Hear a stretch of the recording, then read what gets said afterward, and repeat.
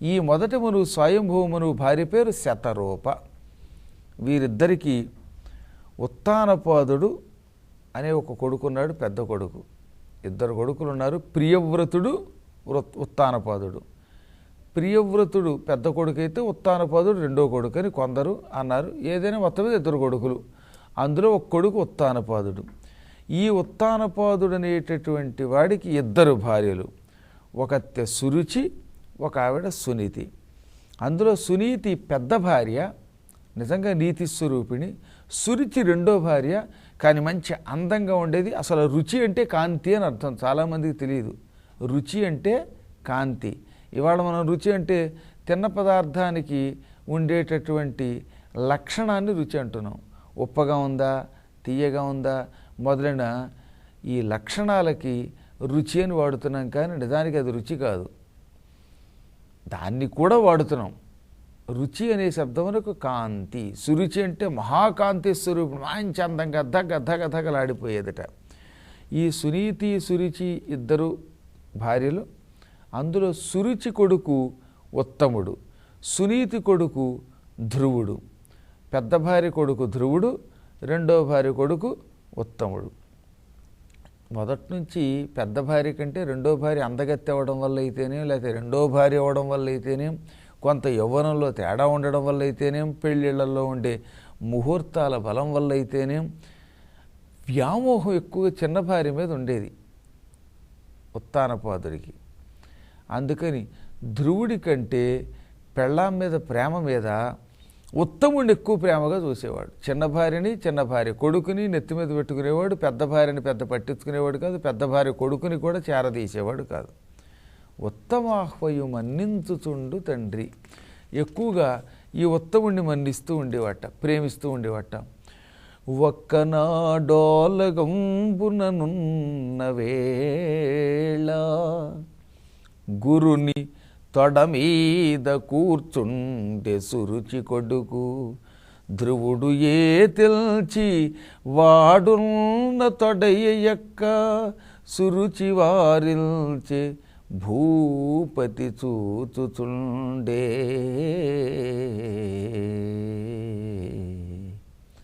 ఒకనాటి మాట, రాజుగారు కొలువులో కూర్చునున్నాడు. కొలువులు కూడా పేరోలగాలు వేరు, మామూలు కొలువు వేరు. అంటే జనాలందరితోటి కూర్చుని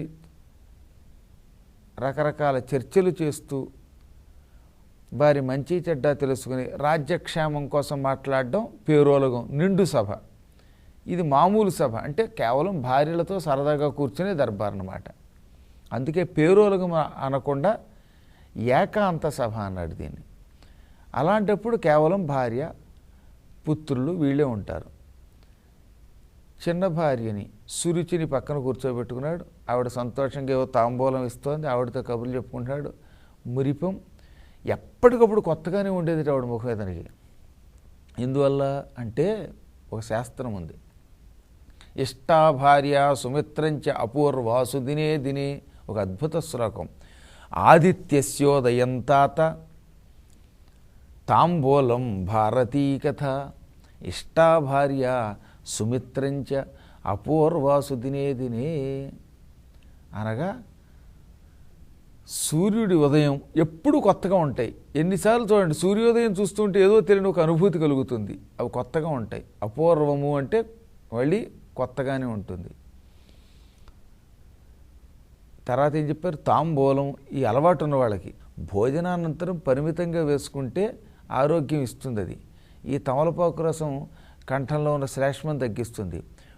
తెగ తింటే పళ్ళన్నీ గారపట్టి అసహ్యంగా ఎలా తయారైపోతుందో చూశారు కదా.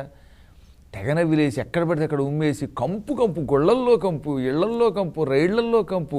అసలు అలాంటి వాళ్ళు కనపడితే పూర్వం ఒక సామెత ఉండేది, శూలంతో పోటీ పొడవాలని. కలియుగంలో పొడవడం నేరం కాబట్టి ఇంక మాట్లాడట్లేదు. కానీ అంత అసహ్యకరమైన వ్యసనాలు ఇవి. అందులో ముఖ్యంగా ఈ దరిద్రపు గుట్టకాలు, పానపరాగులు అవి వేసుకుని సర్వనాశనం అయిపోయి శరీరం అంతా నిర్వీర్యమై కళ్ళు తిరిగి ఏం సాధిస్తారు, ఆరోగ్యం పాడు చేసుకుని పెచ్చపెనుగులు, చివరికి వార్ధక్యంలో దగ్గుకోవడం తప్ప ఏం మిగులుతుంది. అంచేత స్థాయి దాటిన ఏ వస్తువైన మనిషి కొంప ముంచుతుందనే జ్ఞానం తెలిస్తే ఇంక వాడు ఒళ్ళు దగ్గర పెట్టుకుంటాడు. చెప్పిన ఆ మూర్ఖత్వంలో ఎక్కదు. అందువల్ల అప్పుడప్పుడు భోజనానంతరం వేసుకునే తాంబూలం అది వేసుకుంటే కొత్తగా ఉంటుందట. భారతీయ కథ అంటే భారత కథ. భారతం ఎన్నిసార్లు చెప్పినా మంచి రుచిగానే ఉంటుంది. అంత అద్భుతమైన కథ మరి ఎక్కడ ఉండదు. ఎన్ని ఛానల్స్లో ఎన్నిసార్లు చెప్పనివ్వండి మళ్ళీ మళ్ళీ గురువుగారు భలే ఉంటుంది అంటారనమాట. భారతంలో ఉన్న కథలోని గొప్పతనం. అందుకని ఎప్పటికప్పుడు వెరైటీగానే ఉంటుంది, కొత్తగానే ఉంటుంది.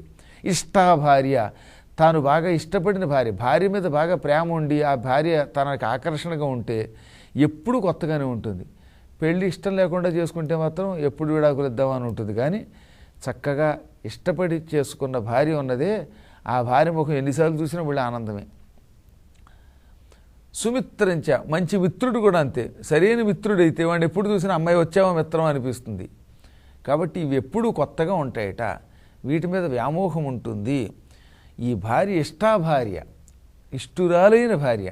అందుకే ఎప్పుడు పక్కనున్నా ఎప్పుడు ఎదురుగుండా కూర్చున్నా ఆవిడ కబుర్లు చెబుతూ ఉంటే ప్రపంచాన్ని మరిచిపోయి వెళ్ళిపోయేవట.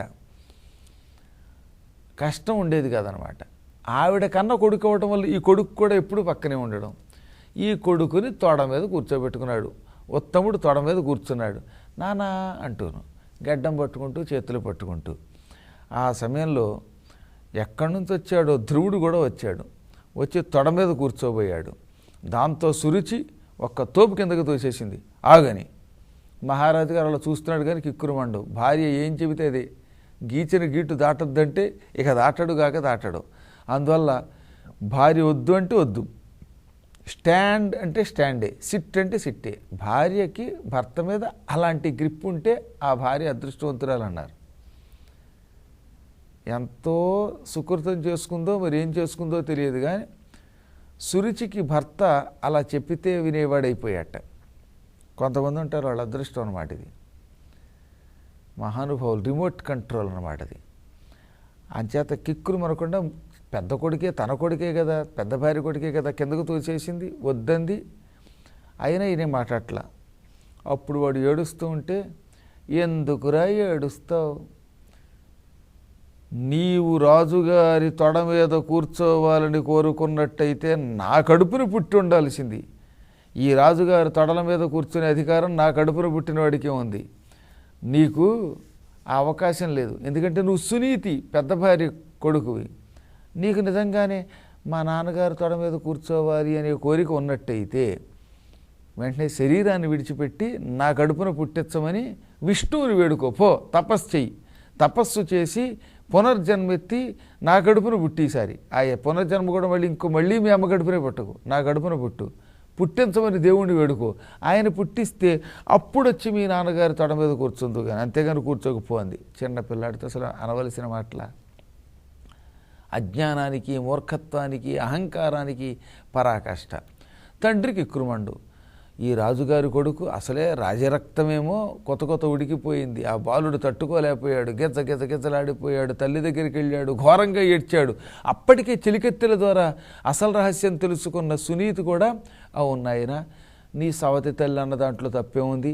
రాజుగారికి పేరుకు భార్యని తప్ప నన్ను కనీసం భార్య అని కూడా చెప్పుకోవట్లేదు మీ నాన్న. నాకే దిక్కు లేనప్పటికీ నీకేం దిక్కు ఉంటుంది? నీ సవతి చెప్పిన వాటి నిజమే, ఆ భగవంతుడే వేడుకో, ఆవిడ కడుపునే పుట్టు, ఎందుకు అనగానే వీడు అమ్మ దగ్గర సెలవు తీసుకుని నేను తపస్సు చేస్తానన్నట్ట. తల్లి కూడా మాట్లాడలా దుఃఖం వల్ల. వీడు వెంటనే హుటాహుటిన బయలుదేరాడు.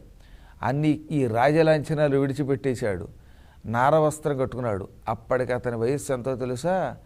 5 సంవత్సరాల నుండి కేవలం 6 ఏళ్ళట. ఆ వయస్సులో ఎవరికైనా విష్ణువు గురించి తపస్సు చేసి గొప్ప పదవి పొందాలనే కోరిక వస్తుందా అంటే అతనికి వచ్చింది అదే అనేక జన్మల సుకృతం. దారిలో నారదుడు ఎదురయ్యాడు. నాయన ఇలా బయలుదేరేవేమిటి, ఈ వేషం ఏమిటన్నట్ట. తపస్సుకు బయలుదేరాను అన్నాడు ఆయన. ఆయన చిరునవ్వు నవ్వి, నీ వయస్సు ఎంత, తపస్సు అంటే ఏమిటనుకుంటున్నావు? అందులో కేకారణ్యాలకు వెళ్ళాలి. నువ్వు వెళ్ళేది మధువనం దగ్గరకి వెడుతున్నావు. మధువనం అంటే ఇప్పుడు మధురానగరం అంటారే అదనమాట. ఢిల్లీ వెళ్ళేటప్పుడు మధుర స్టేషన్ ఉంటుంది. దాని పూర్వం శ్రీకృష్ణ పరమాత్మ పుట్టాడు, కంసుడు పరిపాలించాడు. కంసుడిని చంపి కృష్ణుడు తిరిగి ఉగ్రసేనుడిని రాజుని చేశాడు. ఆ తర్వాత మధుర నుంచి ద్వారకా నగరానికి రాజధాని మార్చాడు. మధుర సప్త మోక్షపురాలలో ఒకటని మనం ప్రారంభంలోనే చెప్పుకున్నాం ఈ కాశీఖండంలో. అయోధ్య, మధుర, మాయా, కాశీ, కాంచీ, హ్యవంతిక, పురి, ద్వారవతి చైవ సప్తైతే మోక్షదాయినః అని. అటువంటి మధురా నగరం, అక్కడ పూర్వం అడవి ఉండేది, కేకారణ్యం, యమునా నదీ తీరంలో. మధురా నగరం దగ్గర ఉన్న ఆ అరణ్యాన్ని మధువనం అనేవారు. అక్కడే లవణాసురుడు కూడా ఉంటే వాడిని రావణాసురుడి సంతతివాడు, ఆ వంశంలో వాడైన లవణాసురుడు పరిపాలిస్తే వాడిని శత్రుఘ్నుడు చంపాడు త్రేతాయుగంలో. ఇది స్వయంభువ మనువు కాలంలో ఏకంగా, అంటే మొదటి మనువు కాలంలో కథ. ఆ మధువనం దగ్గరికి తపస్సు కడతానంటున్నవరా వెర్రాడా, మాటలు కాదు అక్కడ తపస్సు చేయటం అంటే.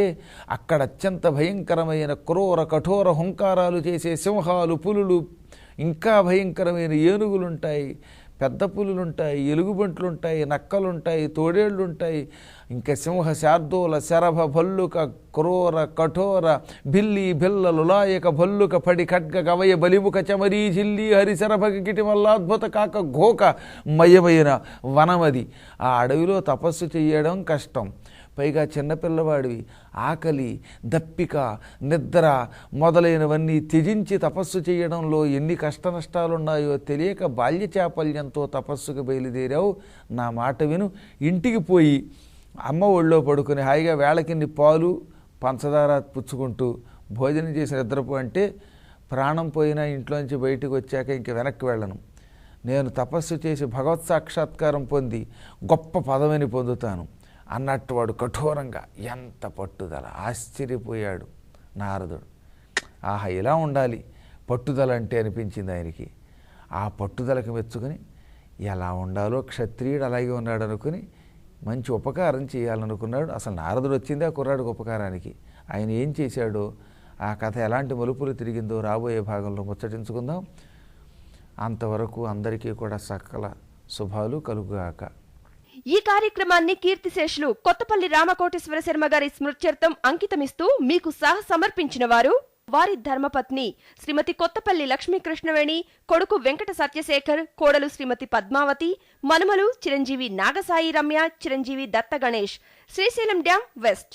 మీ అభిప్రాయాలను, సూచనలను మాకు తెలియజేయాల్సిన చిరునామా భక్తి TV, care of Rachana television private limited, road number 92, Jubilee hills, Hyderabad 5,96,000. మా ఇమెయిల్ ఐడి bhaktihyd@gmail.com. మా వెబ్సైట్ www.bhaktitv.org. Phone number 901012222333.